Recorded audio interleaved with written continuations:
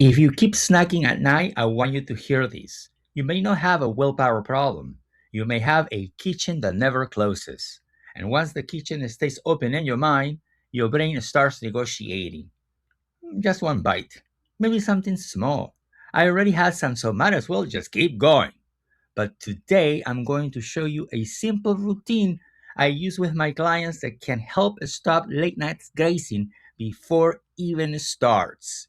And yes, it includes making a sign that says kitchen is closed. Hola amigos, I am Manuel Villacorta, registered dietitian and culinary dietitian, and today we're talking about late night snacking, but not with a shameful way, because eating at night is not automatically bad. There is a big difference between planned evening snacks and unplanned late night grazing.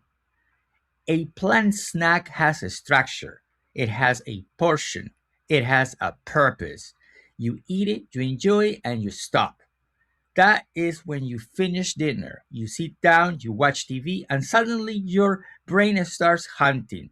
You go to the kitchen, you open the refrigerator, then the pantry, then maybe back to the refrigerator again, like something new magically is going to appear. That is not always hunger. Sometimes it's fatigue. Sometimes it's stress. Sometimes it's boredom. And sometimes it is because you did not eat enough protein, enough fiber, or enough carbohydrates earlier in the day. By the way, if you missed my last video on late night snacking and hunger hormones, watch that one next because I explain why your body can push you into hunting mode at night when you have not fueled yourself well during the day. But today, I want to focus on something very practical: how to create a routine that tells your brain that eating part of the day is done. Here's what I want you to understand. At night, your brain is tired. Your decision making is lower. Your cravings can feel stronger. Your emotions may feel louder. And if your body is underfed, your hunger hormones can push you into hunting mode. That is why I always tell my clients, do not wait until 10 p.m. to decide what your body needs. Make the decision earlier. If you know you are someone who feels hungry after dinner, plan an evening snack. Maybe it can be Greek yogurt and berries, maybe cottage cheese with cinnamon, maybe kiwi and walnuts, maybe popped corn, maybe herbal tea with a small protein based snack. The point is not perfection, the point is this: plan it, don't chase it. Because when the snack is planned, there's no guilt, there is no chaos, there is no I ruined everything. You simply eat the snack you plan and then you move on into your closing routine. Now, let me give you the routine. Think about a restaurant.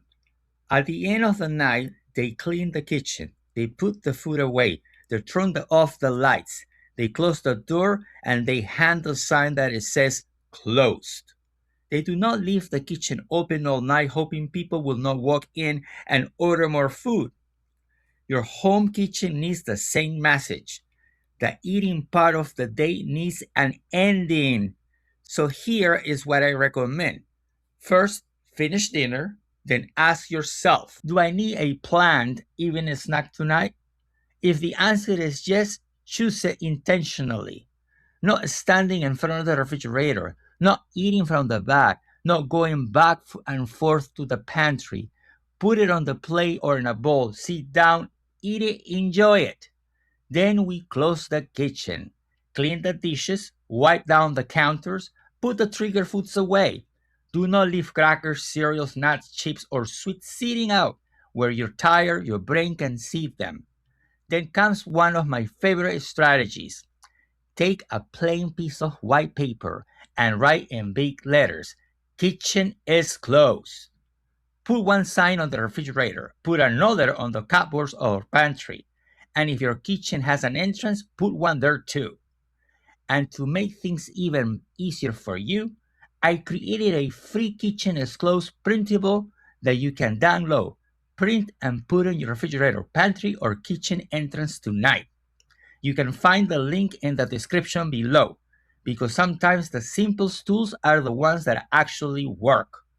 I know it sounds simple, but every client who has actually done this has told me it helps.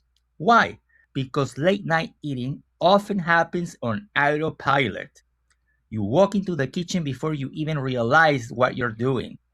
The sign becomes a stop sign. It interrupts the habit before the refrigerator opens. And I love this because the sign stops the hand before the brain starts negotiating. Once the refrigerator is open, the negotiation begins. But if the sign is the first, your brain gets a reminder. We already made this decision. The kitchen is closed. This is not about treating yourself like a child. This is about helping your tired brain follow the decision your rested brain already made. Then make yourself a caffeine-free herbal tea. Chamomile, peppermint, cinnamon, ginger, whatever feels comforting to you. This gives your hand something warm to hold, your mouth something soothing to sip, and your nervous system a signal that day is winding down. You're not just removing a snack, you're replacing the behavior with a calming ritual. And that matters because many people are not looking for food at night, they're looking for comfort. So let the tea become the comfort. Let the routine become the boundary. Let your body move from eating mode into resting mode. So tonight, try this. Plan your dinner, decide if you need an evening snack, enjoy it intentionally. Clean the kitchen, put up your kitchen is closed sign, make your herbal tea, brush your teeth, turn off the lights, and then walk away. No with guilt, not with restriction, but with peace, because you fuel your body, you honor your hunger, and now you are done for the day. Remember, healthy eating is not about fighting yourself. It is about creating systems that support the person you're becoming. If late night snacking has been a struggle for you, try the kitchen closure routine tonight and let me know in the comments. Are you a sweet snacker, a salty snacker, or a refrigerator exploder? And remember, always stop dieting, start living.